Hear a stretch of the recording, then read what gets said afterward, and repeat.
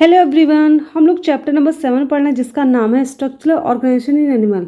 ठीक है, इस चैप्टर में हम सबसे पहले बात करने वाले हैं फ्रॉग के बारे में। ठीक है, तो फ्रॉग की मॉर्फोलॉजी के बारे में हमने अच्छे से डिस्कस कर लिया है। उसके बाद हम बात कर रहे हैं एनाटॉमी के बारे में। एनाटॉमी के अंतर्गत हम लोगों ने इसका डाइजेस्टिव सिस्टम जो होता है वो हमने स्टडी कर लिया है। रेस्पिरेटरी सिस्टम जो होता है वो स्टडी कर लिया है।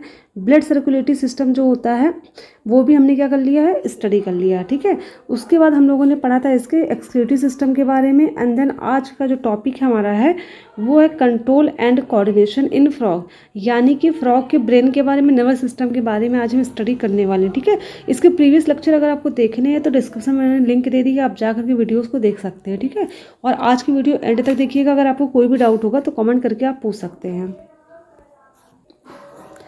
तो चलिए स्टार्ट करते हैं हमारा topic control and coordination in frog. ठीक है, कि फ्रॉग जो होता है उसकी बॉडी में जितने भी चीज़ें होती हैं, यानी कि जितने भी फंक्शंस होते हैं वो उसको कंट्रोल कौन करता है और उसको कोऑर्डिनेट कौन करता है। ठीक है, चीज़ों का मतलब यहाँ पर जैसे डाइजेशन की प्रोसेस हो रही है, उनकी हार्ट बीट, उनके जो मतलब सोचने की, बॉडी के अंदर जितने भी रिएक्शंस होते हैं, जो भी चीज़ें हो रही हैं वो कैसे कंट्रोल होता है, किसके द्वारा कंट्रोल होता है। ठीक है, तो मेनली हम बात करने वाले हैं यहाँ पर एंडोक्राइन सिस्टम और नर्वस सिस्टम के बारे में। ठीक है, जैसे कि ह्यूमन बीइंग में होता है एंडोक्राइन सिस्टम होता है, नर्वस सिस्टम होता है, जिसकी वजह से क्या होता है हमारे अंदर बॉडी के अंदर जितने भी फंक्शंस होते हैं, चाहे रेस्पिरेशन हो, चाहे फिर एक्सक्रीशन हो, चाहे फिर ब्लड सर्कुलेशन हो या फिर डाइजेशन हो, ये सारी प्रोसेस जो होती है इन्हीं के द्वारा कंट्रोल होती हैं।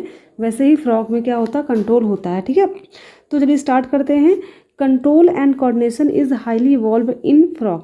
ठीक है, ये क्या होता है, बहुत ज़्यादा इसमें इवॉल्व होता है, यानी कि बहुत ज़्यादा, यानी कि इसका मतलब क्या होता है, इसका मतलब होता है डेवलप, यानी कि विकसित होता है। ठीक है, ध्यान रखिए क्या होता है, विकसित होता है, यानी कि फ्रॉग में जो कंट्रोल और कोऑर्डिनेशन सिस्टम होता है ये क्या होता है, बहुत विकसित होता है। ठीक है, जैसे ह्यूमन बीइंग में होता है वैसे इनमें भी विकसित होता है। ठीक है, बस थोड़े से चेंजेस होते हैं। It includes both neural system and endocrine system. Neural system का मतलब होता है नर्वस सिस्टम।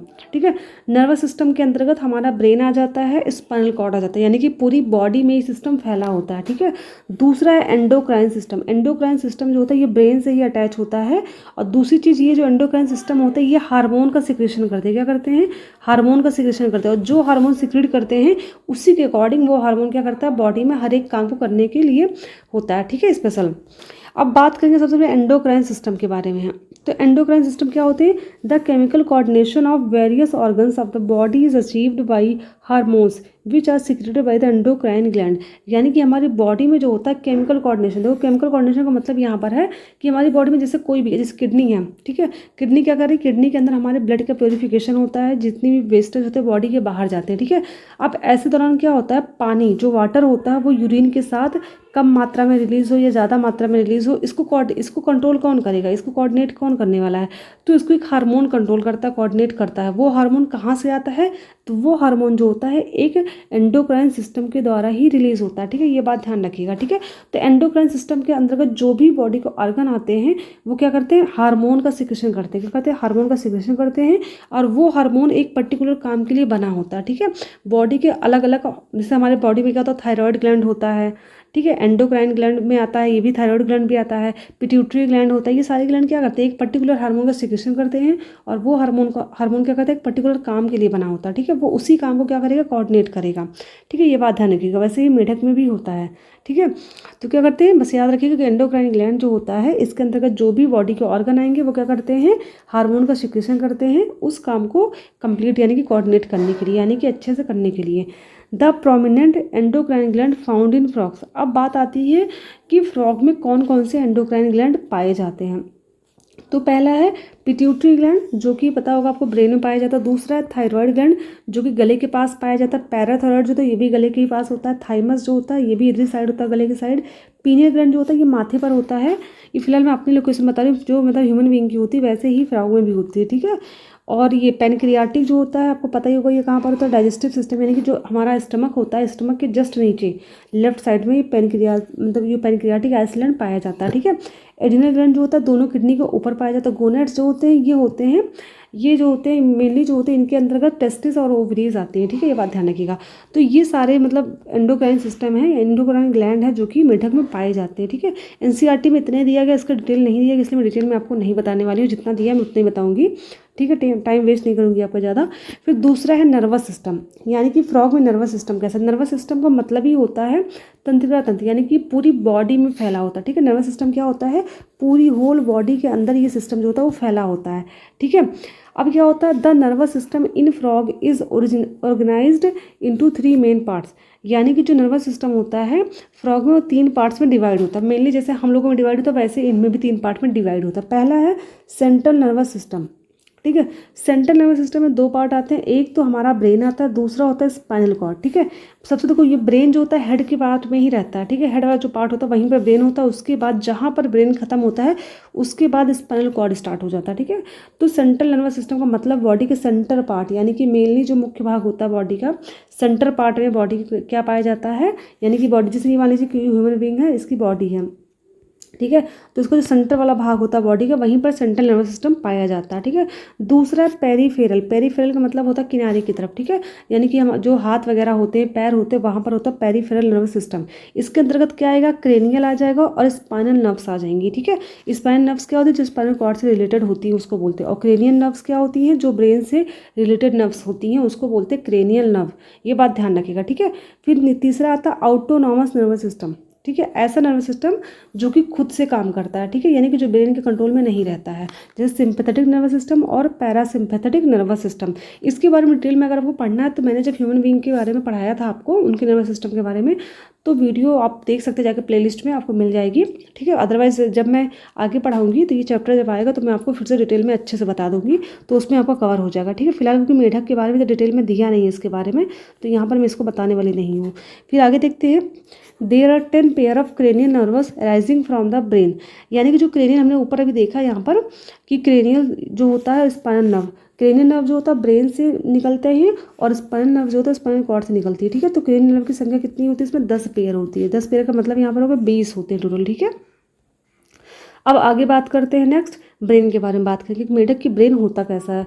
तो brain is enclosed in a bony structure called brain box और क्रेनियम, यानी जो ब्रेन होता है, पहली बात ब्रेन बहुत सॉफ्ट सा स्ट्रक्चर होता है, कुछ ऐसे स्ट्रक्चर होता है, ठीक है। और ये क्या होता है, एक हड्डी के बने हुए स्ट्रक्चर के अंदर कवर्ड होता है। ये हड्डी का जो स्ट्रक्चर होता है जिसको ढके होता है ऊपर से, उसको बोलते हैं ब्रेन बॉक्स यानी क्रेनियम।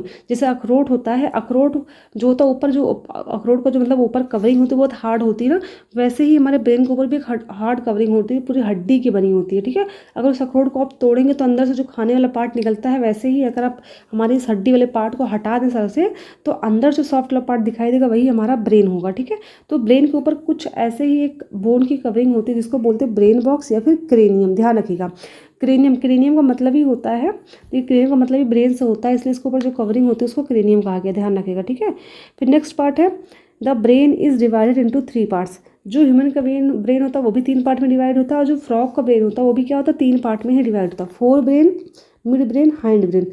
4 का मतलब आगे वाला ब्रेन, मिड यानी कि मध्य ब्रेन, और हाइंड यानी कि पीछे का ब्रेन। सबसे मेन जो होता है, सबसे बड़ा वाला पार्ट जो होता है वो 4 ब्रेन का पार्ट सबसे बड़ा होता है, ठीक है। फिर हाइंड ब्रेन होता है, फिर मिड ब्रेन होता है। तो 4 ब्रेन की अगर हम बात करें तो 4 ब्रेन क्या होता है, it includes all olfactory lobes, paired cerebral hemisphere and unpaired diencephalon. यानी कि जो 4 ब्रेन होता है ना, ये क्या होता है, पेयर्ड सेरेब्रल हेमिस्फीयर, यानी कि अगर हम बात करें ब्रेन की तो कुछ हमारा ब्रेन ऐसे ही बना होता है, ठीक है। तो हेमिस्फीयर ये क्या, तो 2 हेमिस्फीयर यानी कि 2 अलग अलग भाग से, जैसे अपने हाथ को अगर जोड़ के देखें, ठीक है। अगर हम बात करें अखरोट की तो अखरोट को देखना होगा तो बीच से ऐसे अलग होता है ना, ऐसे कुछ अलग होता है, ठीक है। ऐसे ये एक हेमिस्फीयर ये हो गया, दूसरा ये हो गया, ठीक है। तो 2 स्फीयर से, हेमी मतलब ही होता है आधा, हेमी मतलब क्या होता है, आधा होता है। तो एक ये हो गया, एक ये, आधा आधा भाग मिला तब जाकर के एक ब्रेन हुआ, ठीक है। तो यहाँ पर यही कहा गया पेयर्ड सेरिब्रल, यानी कि एक सेरिब्रल ये है, दूसरा सेरिब्रल ये मिलते तब जाकर के एक ब्रेन बनता है, ठीक है। तो ये 4 ब्रेन के पार्ट होते हैं। दूसरा बात कहा गया all olfactory lobes. All factory का मतलब होता है घ्राण इंद्रिया, यानी कि जिससे मतलब स्मेल लेने की जो पावर होती है उसको बोलते हैं ऑल फैक्ट्री लोब्स। तो इनके 4 ब्रेन में ऑल फैक्ट्री लोब्स पाए जाते हैं, जिसकी वजह से इनको क्या हो, किसी भी चीज़ की स्मेल आ सकती है। इनमें अनपेयर्ड डाइएन्सेफ्लॉन पाए जाते हैं, यानी कि डाइएन्सेफ्लॉन जो होता है 4 ब्रेन का ही पार्ट होता है, जो कि कैसा होता है, अनपेयर्ड होता है, यानी कि पेयर में नहीं पाया जाता, ठीक है। फिर बात करेंगे दूसरे पार्ट की, जो मिड पार्ट है यानी कि मिड ब्रेन है। It is characterised by a pair of optic lobes. इसमें क्या होते हैं, पेयर में ऑप्टिक लोब्स पाए जाते हैं। ऑप्टिक लोब्स का मतलब क्या यहाँ पर है, देखिए ऑप्टिक का मतलब ही होता है विज़न, यानी कि देखना, ठीक है। तो ऑप्टिक लोब जो पाया जाता है मिड ब्रेन के पार्ट में, भाग वाले भाग में, वो क्या करता है, देखने का काम करता है। ठीक है, तो एक चीज़ क्लियर हो गई, जो फोर ब्रेन होता है वहाँ पर क्या पाया जाता है, ऑल फैक्ट्री लोब पाया जाता है, यानी कि जिससे स्मेल इनको मिलती है वो पाया जाता है। ठीक है, और मिड ब्रेन में क्या पाया जाता है, ऑप्टिक लोब, यानी कि जिससे ये क्या कर सकते हैं, आराम से देखने के लिए, जैसे देखते तो आँखों से हैं, लेकिन ऑप्टिक लोब जो होता है इनके पास सेंसरी हार्मोन मतलब मैसेजेस पहुँचते हैं, उसके बाद ही क्या होते हैं, मेढक को दिखाई देता है। ठीक है, ऑप्टिक लोब की वजह से। ठीक है, तो विजन वाला पार्ट जो होता है ऑप्टिक लोब होता है, जो कि मिड ब्रेन में पाया जाता है। ठीक, अब नेक्स्ट देखते हैं तीसरा वाला हाइंड ब्रेन। ये क्या होता है, it is consist of cerebellum and medulla oblongata. ठीक है, ये किससे मिलकर बने होते हैं, तो हाइंड ब्रेन में क्या होता है, सेरिबेलम पाया जाता है, और नेक्स्ट क्या है, मेडुला ऑब्लांगाटा पाया जाता है। ठीक है, ये बात ध्यान रखिएगा। उसको नेक्स्ट कर दिया, the medulla oblongata passes out through the foramen magnum and continuous into the spinal cord. ये क्या होता है, मेडुला ऑब्लांगाटा जो होता है, फोरामेन मैग्नम क्या होता है, तो फोरामेन मैग्नम क्या होता है, एक हड्डी का खोखला वाला भाग होता है, जिससे होकर के ये बाहर जाता है। ठीक है, और इस जहाँ पर ये मेडुला ऑब्लांगाटा खत्म होता है वहीं से स्पाइनल कॉर्ड जो होता है वो स्टार्ट हो जाता है। ठीक है, तो ब्रेन का सबसे लास्ट पार्ट होता है मेडुला ऑब्लांगाटा, और उससे स्टार्ट होता है स्पाइनल कॉर्ड। ठीक है, फिर देखते हैं नेक्स्ट पॉइंट क्या है, स्पाइनल कॉर्ड के बारे में दिया गया है कि it enclosed in A vertebral column, यानी कि ये जो होता है, यानी कि जो वर्टिबल कॉलम होता है मेढक के, यानी कि जो रीढ़ की हड्डी पाई जाती है मेढक के अंदर, आपने देखा होगा ऐसे उभरी हुई होती है, जिसकी वजह से क्या होता है, वर्टिबल कॉलम जिसके अंदर पाया जाता है, उसी के अंदर जो स्पाइनल कॉर्ड होता है वो पाया जाता है। ठीक है, यानी कि जहाँ ब्रेन, जैसे ये हेड वाला पार्ट है, मैं आपको डायग्राम में दिखाती हूँ मेढक का, फिर आपको क्लियर हो। ये देखिए, ये ब्रेन इसका यहाँ पर दिख रहा है आपको मेढक का, तो ब्रेन जहाँ पर खत्म होती है वहीं से क्या होता है, स्पाइनल कॉर्ड स्टार्ट हो जाता है। ठीक है, स्पाइनल कॉर्ड जस्ट वहीं से स्टार्ट होता है, और स्पाइनल कॉर्ड के चारों तरफ क्या होता है, वर्टिकल कॉलम पाया जाता है। ठीक है, तो ये मेढक का स्ट्रक्चर आपको दिख रहा होगा डायग्राम में। तो मतलब जो भी एनसीईआरटी में दिया गया मैंने उसके अकॉर्डिंग आपको समझा दिया है। जब आपको ह्यूमन बीइंग का मैं डिटेल में पढ़ाऊंगी ब्रेन के बारे में अच्छे से, पूरा नर्व सिस्टम, तो आपको वहाँ पर हर एक चीज़ क्लियर हो जाएगा। ठीक है, क्योंकि मैं एनसीईआरटी के अकॉर्डिंग ही पढ़ा रही हूँ। अगर ज़्यादा दिया तो और अच्छे से पढ़ा देती उस चीज़ को। ठीक है,